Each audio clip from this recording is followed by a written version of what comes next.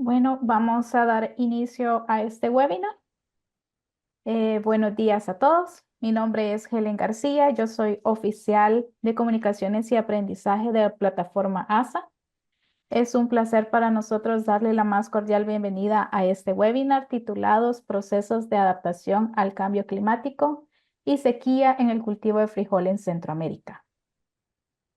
En esta mañana contamos con la participación de expertos en el tema, como la ingeniero Ángela Miranda del ICTA de Guatemala, el ingeniero Aldemaro Clará del CENTA El Salvador, el ingeniero Francisco Ugalde de INIPAP México, el ingeniero Ariel Espinosa de ASA 2 y el ingeniero Cristóbal Escobar también de ASA 2. Antes de comenzar, quiero recordarles que durante la presentación ustedes pueden enviar sus preguntas a través del chat de Zoom y al finalizar pues tendremos la sesión de preguntas y respuestas para abordar sus inquietudes. Ahora, sin más preámbulo, le doy la bienvenida a nuestro director de Plataforma de Agua y Suelo para la Agricultura ASA, Alejandro Martínez, quien nos dirigirá unas palabras. Gracias, Helen, por esta bienvenida. Bien, soy Alejandro Martínez, soy el director de la Plataforma de Agua y Suelos para Agricultura de CRS. Quiero darle los buenos días y la bienvenida a este importante webinar titulado Procesos de adaptación al cambio climático y sequía en el cultivo del frijol de Centroamérica. Es un honor contar con su presencia hoy para abordar un tema que es crucial para la seguridad alimentaria y el desarrollo sostenible de nuestra región. El frijol, por supuesto, es uno de los cultivos más importantes de nuestra Centroamérica, tanto por su valor nutricional como por su papel esencial en la economía de los pequeños agricultores. Sin embargo, el cambio climático y las sequías recurrentes están afectando gravemente la producción de esta y los medios de vida de muchas comunidades. Ante este panorama, las prácticas de adaptación se han vuelto indispensables para mitigar los efectos del clima y asegurar una producción agrícola más resiliente y más sustentable. En este contexto, el enfoque ASA ha demostrado ser una estrategia efectiva en Centroamérica y sur de México. Estas prácticas están contribuyendo no solo a mejorar los rendimientos de cultivos como el frijol, sino también a restaurar los recursos naturales como el agua y el suelo, promoviendo una agricultura más resiliente frente al cambio climático. Agradecemos profundamente a nuestros panelistas por compartir su tiempo, su experiencia y escuchar sus voces, y a todos ustedes por unirse a esta importante discusión. Tenemos confianza que las ideas y las estrategias que compartiremos hoy serán clave para avanzar hacia una agricultura más sostenible y adaptada a los nuevos retos climáticos de nuestra región. Y bien, de nuevo, bienvenida. Gracias a nuestros ponentes y sin más, les cedo la palabra a nuestros expertos. Que disfruten mucho de este webinar. Gracias.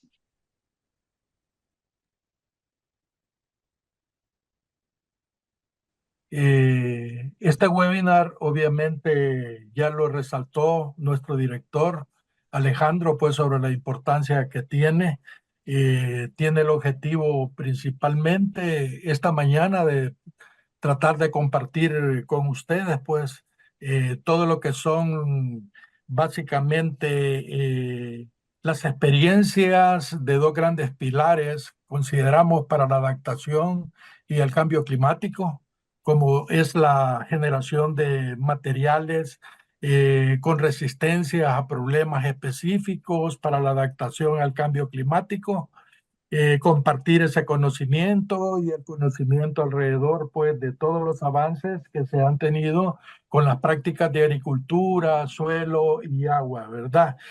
Compartir los resultados acerca de todos estos avances que se han hecho acá en Centroamérica.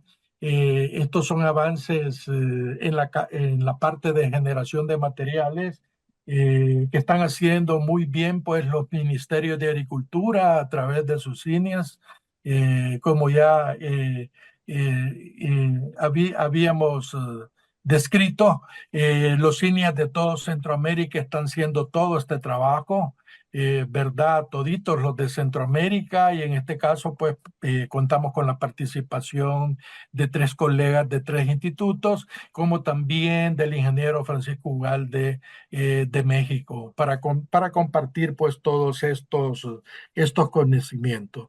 Todo este trabajo que se está haciendo es para enfrentar este reto, digamos, futuro de la población de Centroamérica, va a requerir más alimentos, 50 millones probablemente es la proyección al 2050, casi es el doble de la población que tiene Centroamérica, y esto requiere mucho alimento.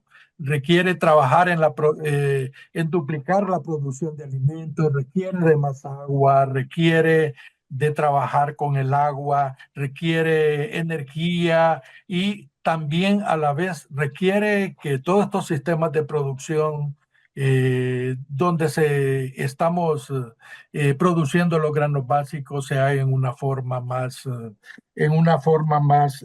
sustentable. Obviamente tenemos oportunidad para hacerlo, sí tenemos una gran oportunidad. Las brechas de rendimiento que tienen actualmente los cultivos en todo Centroamérica, pues tenemos una gran brecha en los rendimientos. Básicamente podemos decir que los rendimientos promedios de Centroamérica andan de 10 a 15 quintales. Los rendimientos potenciales que te tienen los materiales criollos son de 30 quintales, los majorados hasta 35, 40 quintales. O sea que realmente hay una gran oportunidad para poderlo hacer, ¿verdad? Sin embargo, para ir adelante en todo esto, en estos sistemas de producción, pues necesitamos eliminar todo lo que son las malas prácticas agrícolas, entrar lo que se está haciendo actualmente en los sistemas de producción de frijol todavía son bastante insuficientes. No es posible una adaptación tal como estamos produciendo actualmente, y necesitamos entonces de mucha innovación a través de variedades, a través de nuevas prácticas que nos mejoren el suelo, que nos mejoren la disponibilidad de agua para las plantas, que es lo que hace realmente producir más, y lo que hemos comprobado a través de evidencias con las prácticas de agricultura, suelo y agua. Hay muchos factores pues que realmente están ligados para lograr una alta productividad. Cuando se saca una variedad mejorada, por ejemplo, tiene un rendimiento potencial como tal. Estas variedades, como los colegas van a poder hablar, las prueban en diferentes ambientes, y eso define un rendimiento potencial de todas estas variedades que ellos pues hasta hoy han identificado con muchas características de productividad, más tolerantes a las altas temperaturas, resistentes a plagas, enfermedades, ¿verdad? Esto pues es un logro que se tiende, son herramientas con que contamos para los procesos de adaptación, que junto pues con aquellos factores que reducen los rendimientos, ¿verdad? Tenemos que formar estrategias integrales para lo que es la adaptación al cambio climático. Tenemos que aprender a gestionar los principales problemas pues, que limitan los rendimientos, ¿verdad? Y consideramos que una integración en lo que ASA actualmente está haciendo a través de toda la gestión del suelo, el agua, más las variedades mejoradas que generan muchos atributos muy importantes para la adaptación, es el camino que se debe de recorrer. También hay otro aspecto bien importante, cómo se está perdiendo con el cambio climático, los aumentos de temperatura, la adaptabilidad, poco a poco la adaptabilidad de los materiales que tenemos hoy, al grado que pensamos, ¿para qué va a ser apto todos esos suelos donde tenemos hoy el frijol? Si la temperatura, la oferta ambiental para el frijol está cambiando mucho, ¿verdad? Con el cambio climático. Pero es aquí donde está la importancia de los materiales, ¿verdad? Son materiales pues que se adaptan de 100, digamos, metros sobre el nivel del mar. Si consideramos nosotros, por ejemplo, que cada 100 metros aumenta la temperatura 0,5 grados centígrados, en 400 metros tenemos nosotros una adaptación básicamente a 2 grados centígrados con estos materiales mejorados, ¿verdad? Porque se adaptan a 100 metros aún a menor altura. Entonces hay mucha perspectiva y esto es lo que queremos que hoy ustedes conozcan, ustedes puedan conocer lo que se hace por los institutos de investigación, los ministerios de Agricultura de Centroamérica, especialmente que vamos a contar con 3 panelistas de 3 líneas de Centroamérica y posteriormente pues vamos a conocer todas las experiencias en materia de adaptación que a través de la gestión del suelo y agua, el programa pues la plataforma regional de suelo y agua para la agricultura ha trabajado desde muchos años. Nosotros esperamos que todos estos conocimientos que se van a tener este día los podamos valorar. Este es el camino que tenemos que seguir, ¿verdad? Y creemos pues que en el futuro esta integración entre todos los esfuerzos que existen en Centroamérica es lo que nos va a permitir adaptarnos al cambio climático. Así es que hasta aquí yo llegaría y dejaría la palabra ahora pues al colega Francisco Ugalde de México. Gracias, Inge. Bueno, pues muy buenos días a todos, a quienes nos acompañan, a los panelistas de los diferentes países y a las personas que se conectaron. Bueno, hoy quiero compartir con ustedes que aquí donde yo trabajo en el campo experimental Cotazla de INIFAP, hoy cumple 64 años de la inauguración oficial de este centro de investigación que fue muy importante, inclusive para beneficios precisamente de Centroamérica.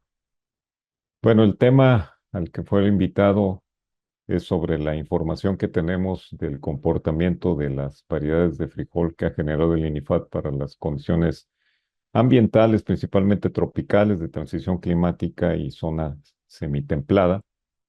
Y nosotros así le pusimos a esta plática variedades de frijol ecoproductivas, alternativa de mitigación al cambio climático en la región Golfo y Caribe mexicano, con la información desde el 2019 hasta mediados de este año que va caminando. Este es un trabajo de pues conjunto de vinculación con diferentes instituciones, a las cuales aquí aprovecho para agradecerles y reconocerles a los colegas y profesionales del sector agropecuario que han participado. Y este es un trabajo que reúne mucha información precisamente en relación a lo que nos comentó el ingeniero Cristóbal, de ofrecer alternativas de resiliencia ante el panorama del cambio climático. Y bueno, esta es una de las situaciones que el frijol, pues, más sobra decirlo, pues es parte de esta alimentación que tenemos los habitantes de esta importante geografía latinoamericana. Y sin embargo, en cada país hay una situación muy especial que puede ser a veces producto de la falta de tecnología, pero esta se viene todavía a agudizar cuando hay problemas de ámbito biótico o abiótico, como es el caso de la sequía y los temas de las temperaturas, que van a poner en riesgo precisamente la producción del cultivo por falta de humedad o por los temas que a veces por las temperaturas se manifiestan pues de enfermedades o plagas que ponen en riesgo. Y bueno, de acuerdo a esta información, pues hemos estado en estos últimos años padeciendo sequías por los factores del clima, como es la anomalía climática de la Niña y el Niño. Y bueno, provoca problemas de suministro, de seguridad alimentaria y de inflación en el costo del frijol. De acuerdo al reporte recientemente, México ya lleva cerca de 320 miles de toneladas importadas a causa precisamente de las sequías.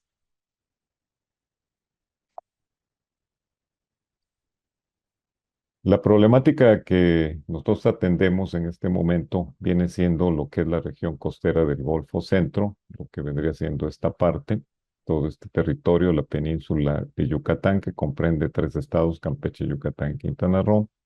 Y bueno, ante esta situación, se considera que es vulnerable ante el cambio climático y puede afectar precisamente la productividad del frijol. La alternativa que se ha generado es que el INIFAT cuenta con variedades que tienen un propósito productivo, de tolerancia a enfermedades, a problemas abióticos como puede ser el suelo, la sequía, las altas temperaturas, pero esto hay que ver, hay que probarlas, hay que explorar, hay que validarlas en diferentes ambientes, porque esto nos permitiría contar con información y certeza a nivel del dominio de recomendación. Desde el 2019 al 22, en diferentes condiciones de humedad, se establecieron durante ese periodo 11 módulos donde se validaron 14 genotipos de frijol de la clase comercial negro opaco y se clasificaron o se probaron en diferentes altitudes. Nosotros consideramos la parte baja de los 0 a los 650 metros sobre el nivel del mar, la intermedia de 650 a 1500 y la alta de más de 1500 metros sobre el nivel del mar.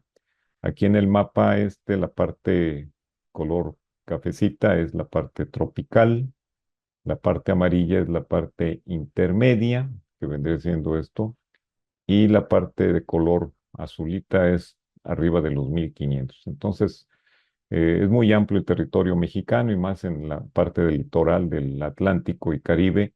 Y aquí dependemos mucho de la participación de los campos experimentales que tiene el INIFAP a través de esta geografía y tratamos de abarcar lo que más humanamente posible hicimos, ¿no? Entonces, esta fue la clasificación.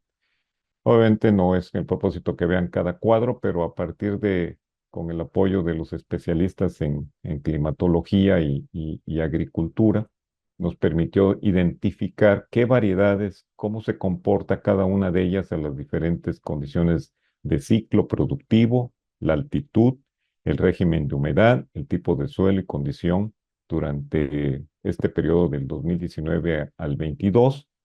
Y aquí tenemos cada una de las variedades con los rendimientos que se presentaron de acuerdo al tipo de ciclo y a la altitud. Ya con la información se pudo identificar que durante la parte de baja, que es la zona tropical, se identificaron variedades que tienen un promedio de rendimiento de 1600 kilogramos. Esto es a partir de 38 registros productivos y bueno, esto nos permite también identificar qué variedades se pueden acomodar a las altitudes o adaptar a las diferentes altitudes.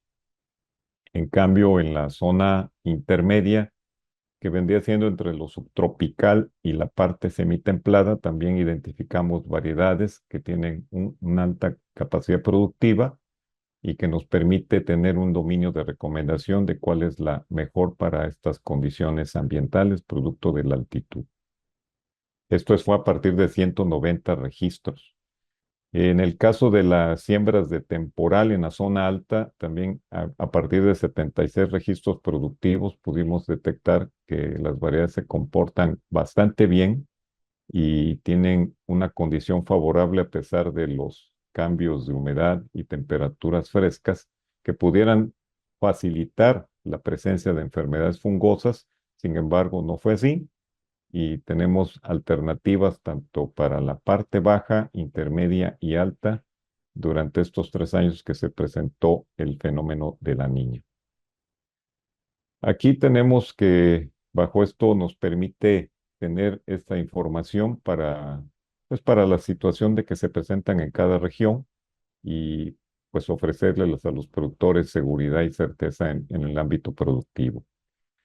Para que tengan una idea de cómo se presentaron las la sequía en nuestro país desde el 2019, que vendría siendo por aquí, hasta el 2022, que es el producto del trabajo previo que presenté. Entonces ya se observa que hubo problemas de sequía severa a sequía excepcional. Entonces, esto es, bueno, es un panorama de lo que sucede cuando hay fenómenos como esta situación de la niña y el niño y también de los fenómenos del cambio climático. Y esto nos permitió, como mencionaba, contar con estas alternativas ecoproductivas y de resiliencia ante el cambio climático para esta amplia zona geográfica de México. Quiero decirles que en ninguno de estos módulos se fertilizó ni se aplicó fungicidas, precisamente para no depender de agroinsumos. A continuación, una pequeña síntesis de lo que llevamos actualmente del año pasado, que se presentó el fenómeno del Niño, hasta lo que llevamos al ciclo invierno-primavera. Este es parte también de los colaboradores. Y bueno, esta es la ruta de exploración de lo que hemos realizado desde muy cerca de Tamaulipas, casi ya con cerca de Estados Unidos, y todo este territorio fue el que estuvimos explorando. Abarcamos 8 estados de la República Mexicana y pues son, así, siguiendo esta ruta, son un poco más de 2,000 kilómetros. Así que fue un trabajo bastante extenso por parte de los colaboradores. Y aquí puedo presentarles que 11 variedades fueron superiores a 1 tonelada. Estas son las variedades, estos son los sitios y los ciclos donde se establecieron. Y a pesar de la sequía provocada por el fenómeno del Niño, tuvimos rendimientos bastante aceptables, particularmente en lugares como Oaxaca, donde se presentó una situación de sequía muy fuerte. Hubo variedades que tuvieron la capacidad productiva y también con posibilidades de ser rentables. Esto también quiero compartírselos, esto de acuerdo a las instituciones que llevan la información climática. Como pueden observar aquí, hubo una diferencia de lluvia acumulada en el país. O sea, llovió 68% menos con respecto a la línea normal. Y bueno, eso desde luego afecta cualquier cultivo. Aquí también observamos que desde julio, bueno, desde junio que entró el fenómeno del Niño hasta octubre del 23 se presentaron temperaturas, bueno, fue el problema de sequía que va aunado a eso y que estuvo bastante extrema. O sea que fue una situación, prácticamente tuvimos la gran oportunidad de probar las variedades casi en un laboratorio a campo abierto sobre la situación de la falta de humedad. Esto también quiero compartirles la información. Esto es lo más reciente que hicimos. Tuvimos la oportunidad de, con el apoyo de modelos de simulación, con la información en campo, alimentamos este modelo de simulación y esto nos permitió, particularmente lo hicimos nada más con una variedad, se tiene que hacer con las demás, es un inicio, pero nos da la oportunidad de poder tener información muy precisa en los lugares donde podemos tener rendimientos bastante elevados y la superficie que pudiera sembrarse particularmente con esta variedad que se hizo este ejercicio. Y bueno, esto nos da una gran oportunidad de avanzar con paso firme en la cuestión de recomendaciones, porque a pesar de que esta variedad fue la que más estuvo estable, con rendimientos desde 524 a 1,740 kilos en diferentes condiciones, el promedio es de 1,213 kilos, pero el potencial de que esta variedad pueda comportarse correctamente en cuestiones de productividad es una zona muy importante. Estas coloraciones rojizas nos dice que son los lugares donde pudiera tener un rendimiento bastante aceptable y nos podemos ya tomar decisiones. Esto es lo que se presentó de temperaturas fuertes del fenómeno del Niño en el país. Y bueno, particularmente este sitio donde se produjo el frijol no llovió ninguna ocasión, solamente se fue con la humedad ambiental. Eso es todo lo que tengo el día de hoy. Más tardecito este trabajo se va a presentar en una reunión científica, por eso más tardecito me tengo que retirar de este evento, pero bueno, esa era la información y estoy a su disposición. Tengo creo que todavía como 3 minutitos por si gustan una pregunta. Muchas gracias, ingeniero Ugalde. No sé si en este momento tienen alguna pregunta para el ingeniero, ya que como lo mencionó, se va a retirar. Creo que por el momento no hay preguntas, ingeniero. Ok. Permítame. Aquí consultan qué variedades son las que tienen el mejor rendimiento. Pero tuvimos tres variedades de las más productivas, que es negro tropical y negro comapa, que provienen precisamente de un trabajo que se estuvo realizando con Profrijol hace algunos años y que salió recomendada para México y otras regiones de Centroamérica y Sudamérica, y son los materiales que han mostrado adaptación a diferentes condiciones de altitud. Y en el caso de la variedad negro Veracruz fue de las que más se establecieron en diferentes sitios, por eso hice quise presentar esa información, pero son 3 o 4 variedades que tienen rendimientos arriba de 1 tonelada. Entonces eso, bajo esta condición de sequía, es bastante aceptable. También consultan cuál es la condición de fertilidad del suelo. Bueno, tuvimos diferentes condiciones, desde suelos ácidos, que son los suelos arenosos en las zonas tropicales, hasta suelos alcalinos muy cerca del triángulo de montañoso que hay de Veracruz, Puebla y Oaxaca, muy cerca de allá hacia la Ciudad de México, y la mayoría de los suelos están en una condición de baja fertilidad. Ok, muchísimas gracias por sus respuestas, ingeniero. Creo que ya no hay más preguntas. Bueno, voy a acompañarnos un rato y ya después me tendré que retirar. Por ahí le pedí al ingeniero Sabel Barrón, compañero del INIFAD, que los pueda acompañar durante todo el webinar. Hola, Helen. Ahí hay una pregunta de Ariel. ¿Los materiales se pueden disponer para Centroamérica? Pues yo pienso que sí, bajo los trámites oficiales que se tengan que hacer por el tema de sanidad vegetal. Ya ve que en cada país tienen sus propios requisitos, pero sí, se pueden compartir. Ok, perfecto. Bueno, seguimos con nuestro webinar.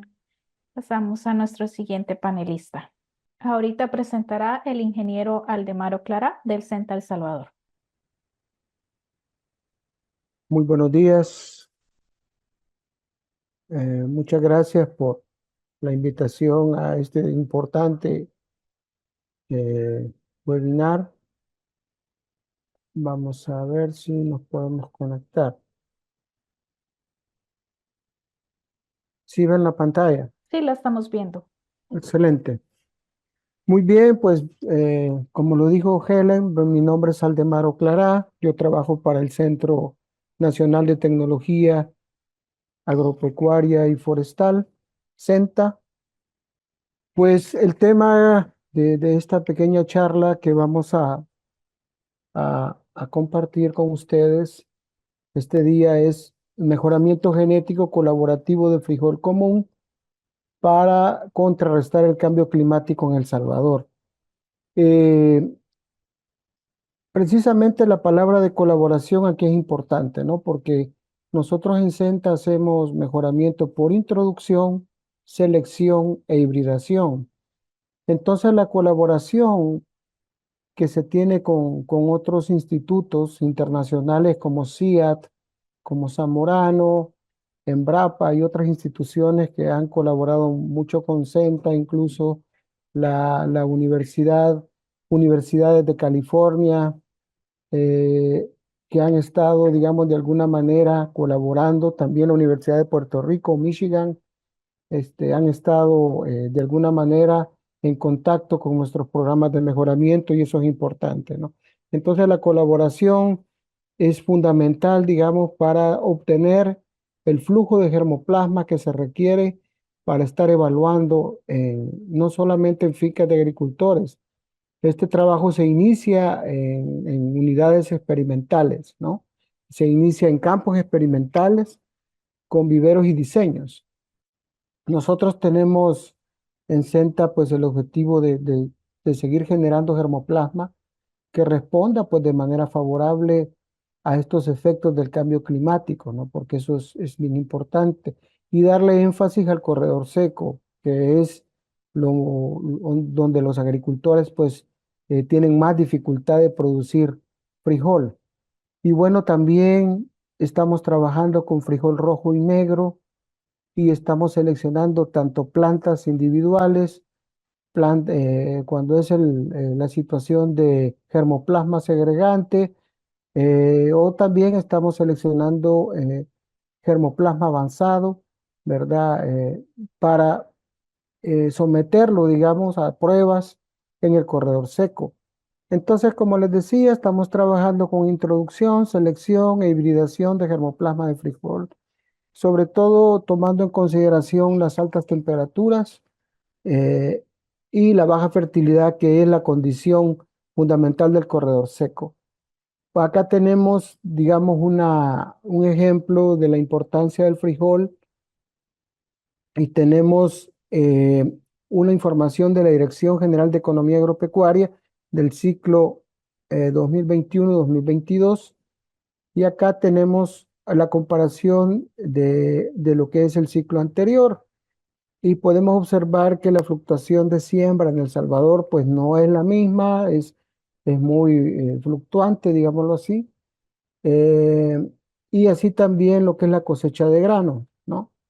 Entonces, estamos, por ejemplo, en esta ocasión, la más reciente, hemos tenido 2.302.825 quintales en todo el país, en relación con el ciclo anterior, que fue un poco menos, con 2.089, considerando también que las áreas de siembra de, de, de esta reciente cosecha fue menor. Entonces, esto indica que estamos utilizando las variedades mejoradas en nuestro país y eso pues es evidente, ¿no? En los datos. Acá estamos viendo también el promedio de rendimiento. Actualmente estamos a 16.7 quintales por manzana y anteriormente estábamos a 14.5 el ciclo anterior. Eso indica precisamente que en muchos de los casos las variedades mejoradas están respondiendo. Y bueno, aquí han habido muchos proyectos que han apoyado esta iniciativa. En el caso, por ejemplo, de CIAT, allá por el año 2011-2012, su servidor tuvo la oportunidad de participar en un proyecto que se llamó Tortillas en el Comal, en donde pues se quería hacer una simulación a través de materiales históricos de frijol que han respondido durante más de 10 años en la zona de Centroamérica, donde pues lo establecimos en 2 localidades del corredor seco de El Salvador, y esos datos precisamente se metieron a un sistema, ¿verdad? Para hacer la simulación con estos materiales y así poder, digamos, ver cómo estos materiales se podrían comportar, ya sea en ese tiempo del 2011 se hablaba que en el 2020 íbamos a tener precipitaciones muy irregulares y las temperaturas iban a aumentar, cosa que ha sido muy certero, ¿no? Y para el 2050 se espera una situación similar, con muchos problemas de lluvias irregulares, con canículas grandes, ¿no? Y temperaturas nocturnas arriba de 20 grados centígrados, que son las que afectan al cultivo del frijol. Bueno, también el proyecto generalizó zonas en diferentes, 3 tipos de zonas en toda la región centroamericana, y ninguno de los países quedamos exceptos a las zonas críticas, zonas de adaptación y zonas de precisión. Actualmente El Salvador pues cuenta con bastantes zonas de adaptación. Esto habla mucho de que el agricultor tiene que tomar estrategias de adaptación para poder producir frijol. En este caso, elegir bien la semilla de un buen material, ¿verdad? Genéticamente adaptado a estas condiciones, y también paralelamente, como lo decía el ingeniero Cristóbal, utilizar prácticas y obras de conservación que puedan favorecer, digamos, o serle más fácil a estos materiales obtener muy buena producción con la mínima cantidad de agua posible, ¿no? Así también, pues, se hizo una modelación de parte de CIAT y Zamorano, una parametrización de lo que podría ser los suelos, ¿no? Este estudio se hizo en San Antonio de Goiás, en Brasil, en donde pues se midió el contenido de humedad a una profundidad de 0 a 10 centímetros, como podemos ver en el gráfico C, donde pues está viendo que a medida que pasan los días de siembra, la humedad se va perdiendo más, ¿no? Igual se hizo de 10 a 20 centímetros de profundidad, ¿verdad? En el gráfico D se puede observar también que la humedad se va perdiendo en los días después de siembra. Entonces, esto obedece a que nuestros suelos también no tienen esa capacidad de retención de agua y eso es crítico. Pues también en nuestro país se han hecho el mapa de la izquierda, habla de lo que son las zonas frijoleras. La zona occidental es la que, y central es la que más se siembra frijol. La zona oriental tiene muchos problemas de altas temperaturas. Es un reto para nosotros recuperar esas zonas de siembra donde pues anteriormente se sembraba frijol y ahora por diferentes condiciones adversas del cambio climático se ha dejado de sembrar, ¿no? Y también hay que hacer mención que en el 2013, 2014 y 2015 fue una sequía severa aquí en el país, donde hubieron pérdidas millonarias, ¿no? En cuanto a maíz y frijol.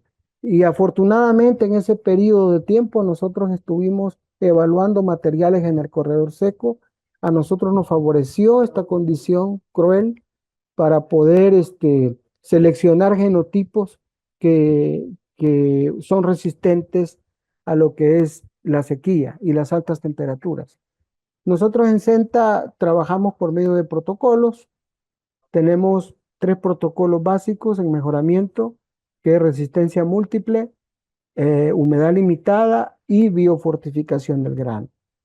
Trabajamos con frijoles rojos y negros y queremos ver si nos metemos a los frijoles blancos por el nicho de mercado que tiene y porque hay agricultores que siembran frijol blanco, pero es un frijol tepari que es acutifolius, que en muchas zonas cerca de lo que es la costa se está sembrando nuestro frijol.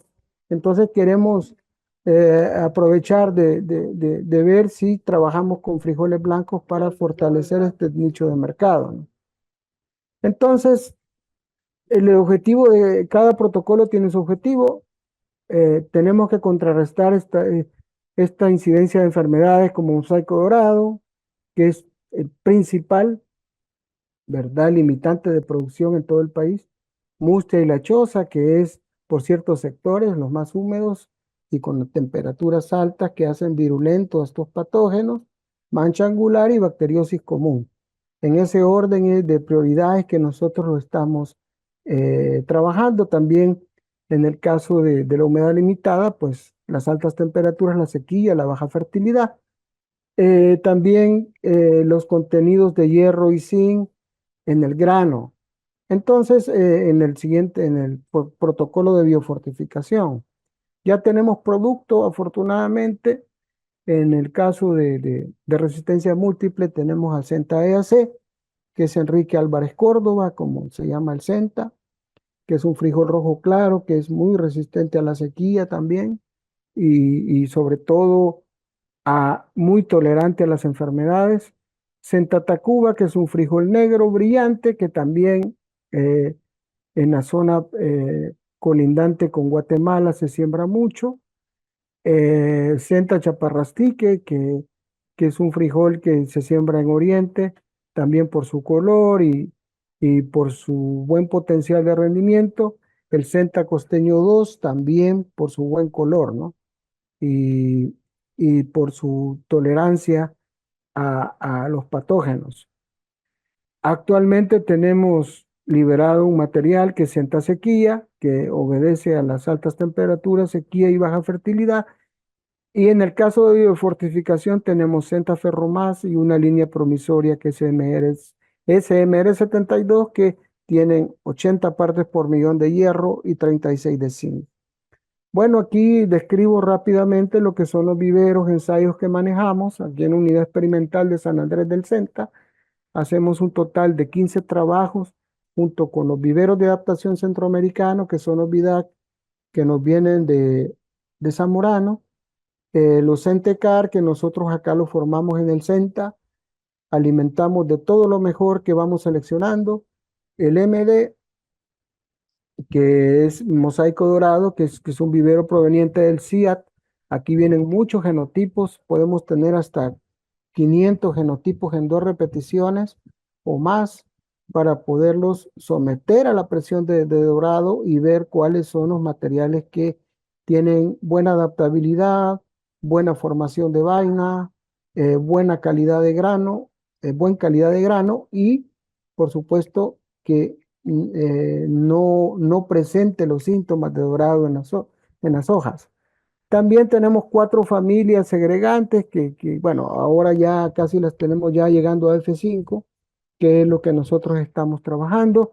Trabajamos en mayo, en la época de mayo, agosto y noviembre, que es la ideal para evaluar mosaico dorado. Mayo es ideal para mustia y lechosa, mancha angular, bacteriosis común también evaluar. Y agosto, que es la época más importante para el frijol. Acá en El Salvador se siembra la mayoría de agricultores en agosto, ¿no? Entonces es la mejor época para evaluar. Aquí evaluamos el potencial de rendimiento de todos los materiales, con la colaboración de CIAT y Zamorano. Estos son algunos cruzamientos que hemos hecho con Senta Sequía porque nos parece un material que está teniendo muy buen resultado en el oriente del país y versus con líneas que hemos seleccionado del CIAT, ¿verdad? Porque son resistentes a dorado y tienen muy buena arquitectura, ¿no? Entonces, hemos hecho este tipo de cruzas para irlas avanzando acá, ¿no? Pues hace poco, la semana pasada, tuvimos los avances del 4º año de un proyecto que nos está colaborando mucho aquí en Senta, que es Colfasi, es un proyecto coreano, donde pues presentamos todos los países que estamos involucrados, que son eh, latinoamericanos prácticamente, donde presentamos pues los logros que tenemos hasta el momento y esto fue pues muy importante, ¿no? Esta foto que se ve aquí debajo del título es Senta Sequía cuando se produjo la semilla aquí en el Valle de Zapotitán, aquí cerca de Senta, ¿verdad? Alrededor de unas 9, 10 manzanas, en donde se utilizó esto para repartir a los agricultores. Hemos trabajado ensayos en el oriente del país. Esta es una muestra de un ensayo grande que un agricultor, en una finca de agricultor que nos dio chance de establecer diferentes genotipos en el periodo que les mencionaba, crítico, 2013, 2014 y 2015, que fueron bárbaros para la sequía, y pues nos dio la oportunidad de evaluar lo más promisorio que teníamos para este tema, ¿no?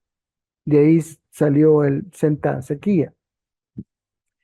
Y bueno, tenemos un esquema también de la producción de semilla registrada que ahorita pues puede ser que se modifique un poco, pero lo importante es tener la semilla genética original que nosotros pues la conservamos, luego la pasamos a fundación, semilla registrada y para posteriormente ya tener el acto de liberación. Entonces, más o menos, esto puede durar de 5 a 8 años, ¿no? El proceso.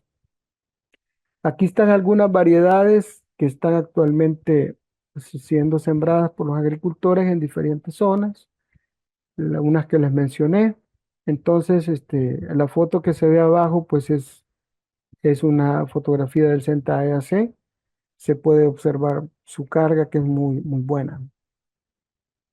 Y bueno, pero para comprender esto, digamos, hay que ir viendo que no es tan fácil trabajar con el cambio climático en tema de mejoramiento. Los que nos apoyan grandemente, como SIAT, Zamorano, ellos tienen la capacidad económica de hacer cruzamientos interespecíficos. Eso nos ha llevado a tener materiales muy buenos para sequía, ¿no?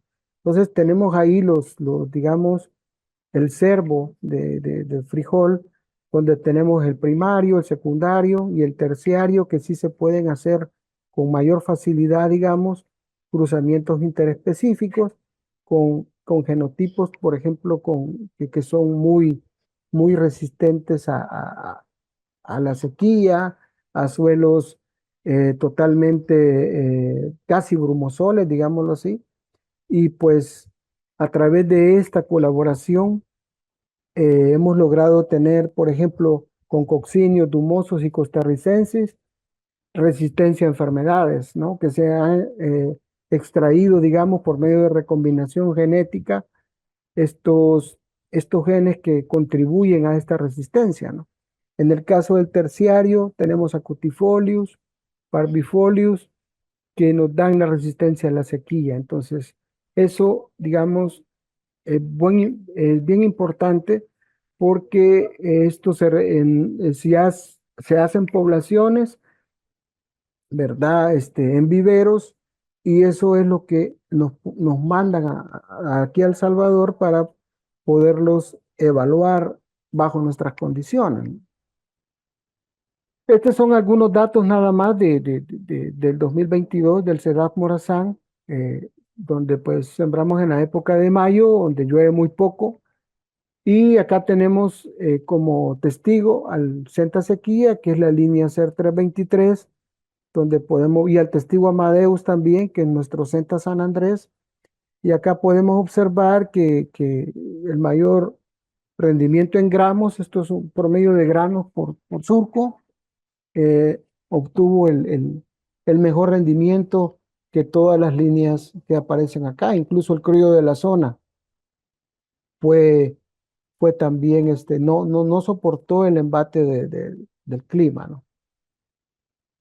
Acá también hay otro cuadro que les quería presentar de un Reels, de un cruzamiento simple que realizó el CIAT con la línea VAP, que VAP quiere decir, aquí hay tres tipos de acervo de frijol, que es vulgaris, acotifolius y parvifolius, ¿verdad? Entonces la línea VAP 9, según comentarios decía, es la más recombinante y se hizo con la línea CEN 118, que es sequía negro, y bajo esa condición de cruzas, es una sola cruza simple, se hizo, se mandó aquí a El Salvador y lo estuvimos evaluando en San Andrés para mosaico dorado. Y aquí podemos ver que del 1 al 3 es lo más resistente que tenemos. Ya de 4, sí, de 4 para arriba ya puede ser tolerante y susceptible. Por ejemplo, el 7 ya es muy susceptible. Y acá tenemos los rendimientos en gramos, perdón, también por surco. Entonces hay líneas interesantes de seguir evaluando. Bueno, y aquí están los genes, digamos, responsables.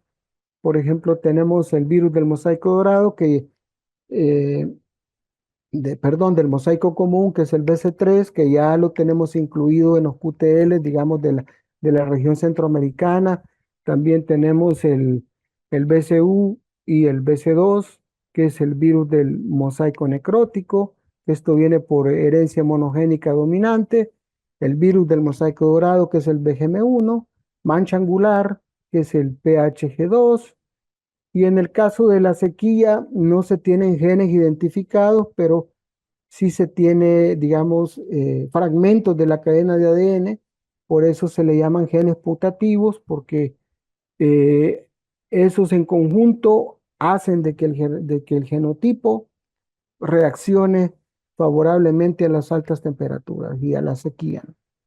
Entonces nosotros tomamos en los libros de campo días a floración, reacción a enfermedades, días a madurez fisiológica, número de plantas cosechadas, porcentaje de granos reventados, que es una condición que se da tanto en sequía como en mucha lluvia, y lo que es el rendimiento.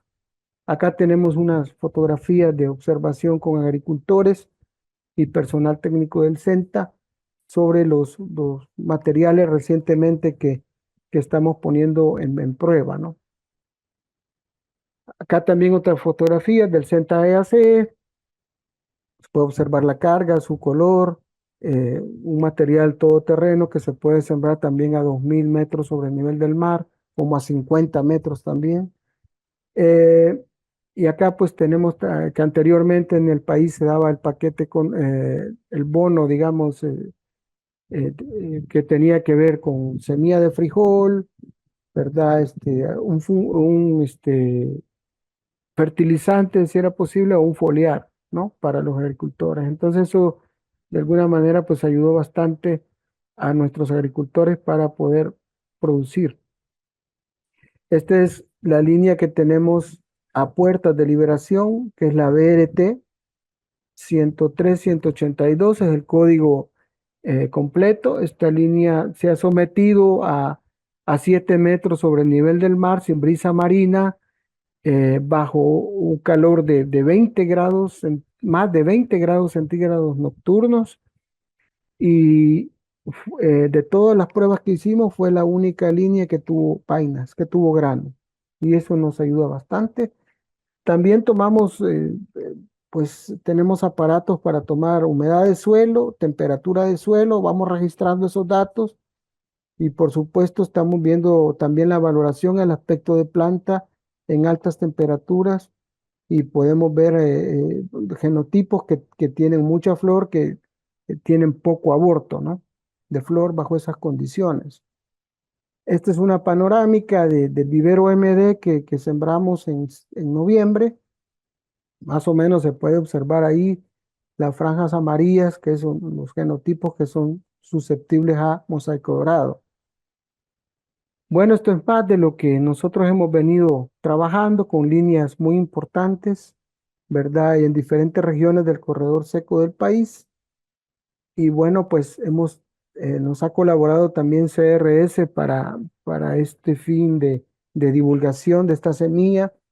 En San Simón, por ejemplo, se sembró Centa EAC y se sembró Centa Sequía, teniendo muy buenos resultados. Por ejemplo, con 2 libras de semilla de Centa EAC lograron sacar más de 100 libras de cosecha. Y esto es muy bueno, ¿verdad? Para lo que es la productividad. Acá tenemos 2 líneas promisorias también, la BRT que les mencionaba, que la tenemos en puerta, y SC que 16-0-21-27-3, que también es una línea muy precoz y que se escapa, digamos, a estos efectos del cambio climático.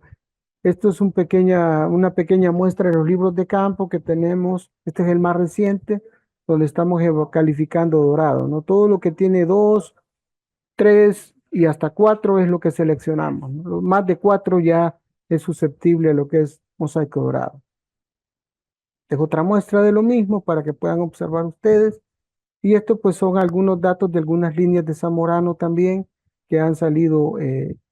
Hemos contado vainas por surco de 5 metros, y hay líneas como las SQF que están siendo muy interesantes en el CEDAF Morazán, que es la parte más crítica del corredor seco. Acá también tenemos otra información también de otra época de mayo, donde pues igual hemos contado vainas por surcos completos en diferentes líneas. Y pueden observar que la temperatura nocturna ha estado arriba de 20 grados centígrados. Acá tenemos también otras líneas que son del CIAT, y la temperatura nocturna máxima estuvo 25 grados centígrados, y sin embargo, pues el número de vainas por surco fue muy bueno para muchas líneas. Igual con otras líneas del CIAT, también en CEDAF Morazán. Las líneas promisorias que se pusieron en ensayos regionales del 2022 en 2 épocas diferentes. En el corredor seco, pues esta línea BRT 103-182 fue la que mejor rendimiento obtuvo, en condiciones obviamente no tan fuertes de temperatura, pero casi llegando a los 20 grados, ¿no? Igual esta es la época de agosto. La BRT siempre sale sobresaliente, Y bueno, aquí pues tomamos en consideración la fecha de siembra, los días que no ha llovido, porque tenemos esos datos también de lluvias. El día de siembra, por ejemplo, pasaron 5 días que no llovió. Luego, ya en el mes de julio, en pleno inicio de floración, estuvo 4 días que no llovió, con la temperatura arriba de 20 grados, como se puede observar en el gráfico. Y pues, pues sin lluvia, igual del día 27 al 31. Posteriormente, otra etapa fundamental es el llenado de vainas. Y ya para ese periodo pasaron 7 días que no llovió, solamente con la poca humedad que pudo tener el suelo. Entonces, estas pruebas son interesantes porque fortalecen la información, ¿no? Bueno, entonces acá tenemos fotografías de lo que son los materiales que hemos venido evaluando. Hemos participado también en foros a través de la red de leguminosas de Latinoamérica, donde tuve la oportunidad de también hablar del mejoramiento del frijol, precisamente para estas condiciones de humedad limitada, a través que lo organizó la FAO, ¿no? Y que pertenecemos también al Comité Científico de la Red Latinoamericana de Leguminosas. Eso sería todo, y aquí tenemos en esta fotografía al doctor Juan Carlos Rosas, que ha sido un pionero también en esta lucha, ¿no? En Centroamérica para obtener materiales tolerantes a la sequía, y los colaboradores compañeros de Centroamérica. Muchas gracias.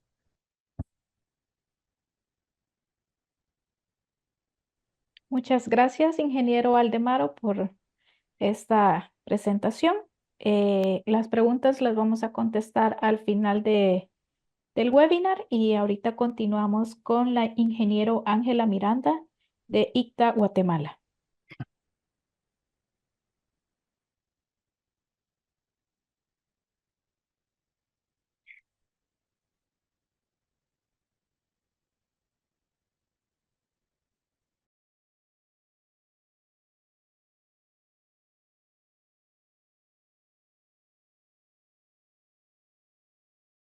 Muy buenos días. No sé si me escuchan y si se puede ver bien la presentación.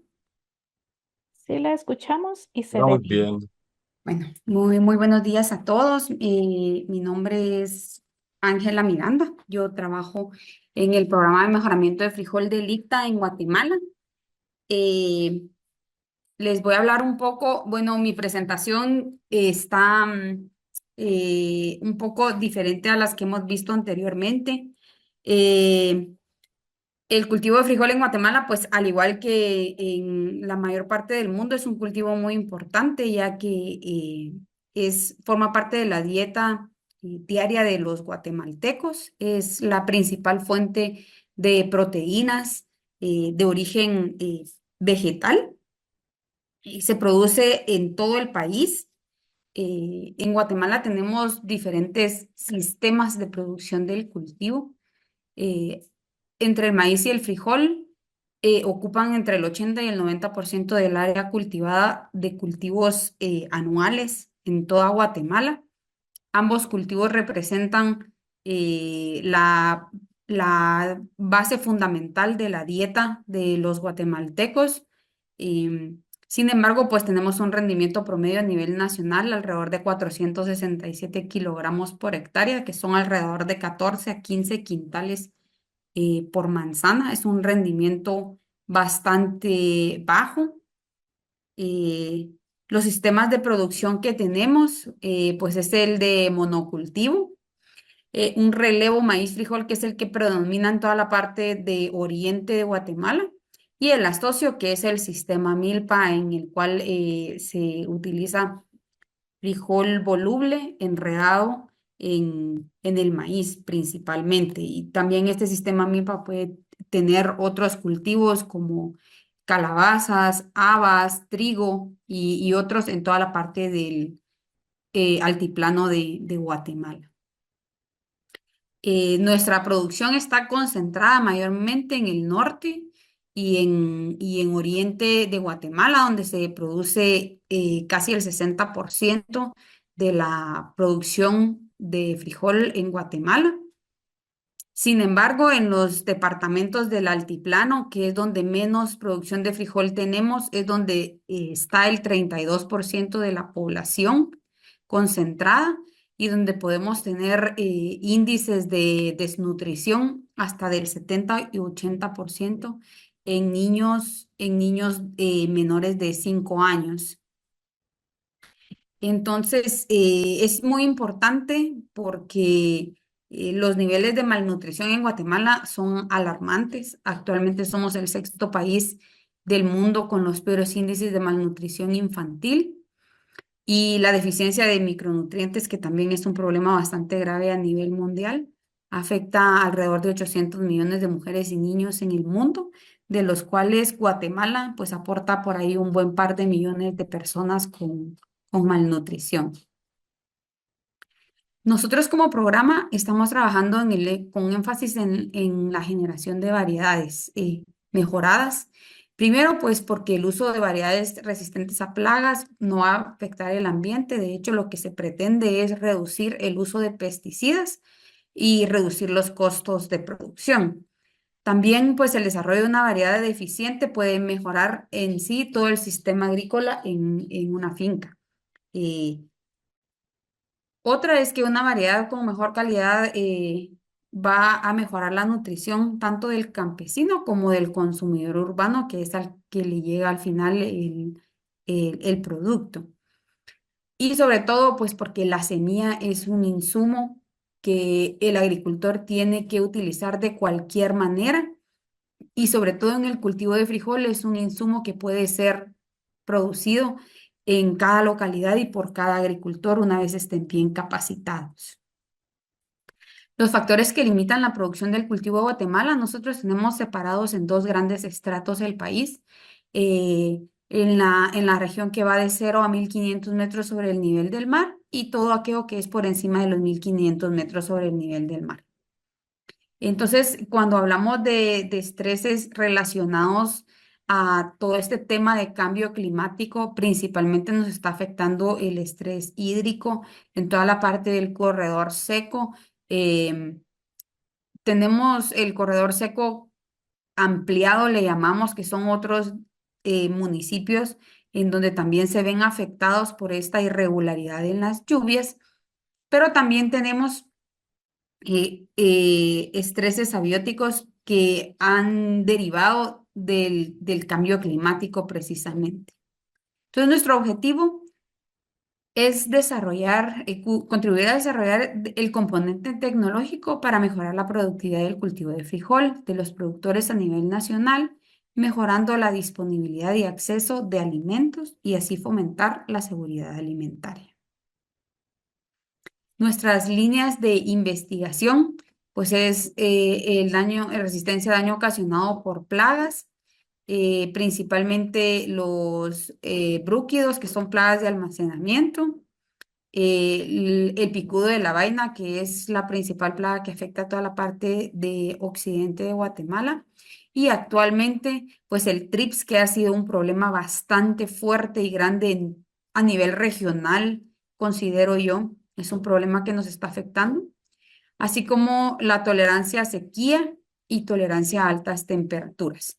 Todas estas son líneas que no, digamos que no apartamos de la parte de mejoramiento, por ejemplo, que para el oriente trabajamos la resistencia a virus del mosaico dorado, que eso es como ya de cajón, no podemos liberar una variedad que no tenga resistencia a virus del mosaico dorado, pero hemos tratado de que las variedades nuevas que estamos liberando, pues que tengan otro componente adicional de mejoramiento, como la tolerancia a la sequía o la tolerancia al daño de alguna plaga. ¿Qué avances relacionados a la generación de variedades tolerantes al estrés por sequía y altas temperaturas tenemos en Guatemala hasta el día de hoy? Primero, pues el corredor seco abarca los departamentos de Quiché, El Progreso, Zacapa, Jalapa y Chiquimula. Son 185 municipios los que se ven afectados por las lluvias mal distribuidas. En 2022, el Ministerio de Agricultura reportó daños en estos 185 municipios, donde el impacto fue a más de 300.000 familias. Hubieran pérdidas de más de 180.000 hectáreas de cultivos, principalmente de maíz y frijol. Y este problema se ha venido arrastrando a 2023 y 2024, en donde no solo tenemos problemas ahora con la irregularidad en las lluvias, sino que también el problema de trips ha venido a afectar mucho la producción del cultivo de frijol. En cuanto a desarrollo de variedades, pues nosotros trabajamos muy similar con Senta. Hacemos evaluación y selección de germoplasma que proviene de CIET, de Zamorano, de la Universidad de Puerto Rico, entre otros institutos que nos proveen de semilla. Con esta evaluación y selección, nosotros identificamos progenitores. A diferencia de El Salvador y de muchos países, pues en Guatemala consumimos frijol negro. Normalmente los demás programas de mejoramiento enfocan sus esfuerzos en el desarrollo de líneas y de variedades de grano rojo, por lo que nosotros nos vemos en la necesidad de seleccionar los mejores genotipos e introducirlos a nuestro programa de cruzamientos para poder obtener germoplasma de grano negro que se adapte a las condiciones de acá de Guatemala. Hacemos las hibridaciones y el avance generacional y luego hacemos evaluación y selección de germoplasma que ya desarrollamos acá en Guatemala. Actualmente contamos con viveros que tenemos en generación de las hibridaciones hasta una F6, producto de cruzamientos y selecciones realizadas bajo estrés de sequía y de altas temperaturas. Y de todo esto, nosotros contamos con variedades que tienen alto nivel de tolerancia al estrés por sequía. Entre ellas, Icta Ligero, que es una de las variedades más emblemáticas de acá de Guatemala. Es una variedad de frijol de grano negro precoz que resiste al virus del mosaico dorado amarillo. Como lo mencionaba Aldemaro, muy bien explicado en cuanto a la tolerancia al estrés por sequía, es una gran cantidad de genes y de caracteres anatómicos y morfológicos de las plantas que le proveen esa tolerancia al estrés por sequía, como puede ser una mayor absorción de agua, una mayor profundidad radicular, y en el caso de Icta Ligero, es una variedad que por su precocidad se escapa de la sequía. Entonces, la etapa de floración de Icta Ligero es bastante corta y eso hace que logre escapar los efectos tan severos de la sequía de algunos años. También está Icta Patriarca, que también es una variedad que es precoz y resistente al mosaico dorado. La diferencia entre estas dos variedades e Icta Ligero es que, aparte de ser variedades precoces, el sistema radicular de estas plantas es bastante profundo, lo que les ayuda pues a alcanzar también el agua que está a una profundidad más baja en el suelo. Y ahora tenemos a Icta Tahual, que estamos por liberarla, que es una variedad que es resistente al mosaico dorado y es una variedad que, aparte de su tolerancia a la sequía, también es biofortificada. Tiene 120 partes por millón de hierro y 46 partes por millón de zinc. Esperamos liberarla el próximo año y tenerla ya a disposición de los agricultores. Y luego, pues, la investigación que hemos hecho en cuanto a trips. Esta es una plaga emergente. El primer reporte en Guatemala se hizo en 2020 en el área de Petén y de Alta Verapaz. Lo que hemos estado avanzando hasta ahora, pues, es la evaluación de germoplasma disponible para evaluar genotipos. Este problema de trips nos vino a agarrar no preparados. Entonces nosotros lo que hicimos fue todo el germoplasma más avanzado que teníamos, lo sometimos a presión bastante severa de TRIPS para poder identificar diferencias entre los genotipos. Y así hemos logrado identificar algunos genotipos que tienen un muy buen nivel de tolerancia al daño. También hemos trabajado bastante en el desarrollo de la escala de evaluación del daño, que era algo que no teníamos tampoco. Ya tenemos esa escala bastante avanzada y la recomendación técnica para el control de la plaga. Entonces, pues acá puse una foto, todavía nos falta terminar de afinarla, pero estamos terminando de afinar la escala para identificar el nivel de daño a nivel foliar en las primeras etapas, porque también el nivel de daño del TRIPS depende mucho en el momento del cultivo en el que la población de TRIPS se eleva. Entonces puede que nos cause un daño en una etapa muy temprana del cultivo donde no permite que la planta produzca flores ni vainas, pero también puede que nos ataque en una etapa en donde ya las vainas se están formando y entonces se puede evaluar también el daño en vainas. Esta escala, pues estamos por publicarla para que en los demás países también se utilice y podamos uniformizar la escala de evaluación de daño de TRIPS en el proceso de mejoramiento. La recomendación para el control de TRIPS también ya tenemos bastante avance. Hemos evaluado diferentes moléculas de diferentes grupos químicos. Sin embargo, lo que cabe resaltar de acá es que la utilización de extracto de NIM y de azufre como repelentes previos a la aplicación del control químico es muy efectivo para reducir las poblaciones del TRIPS. Acá, pues hay algunos ejemplos de productos que son muy efectivos en el control de TRIPS. La recomendación la vamos a publicar ya dentro de pronto.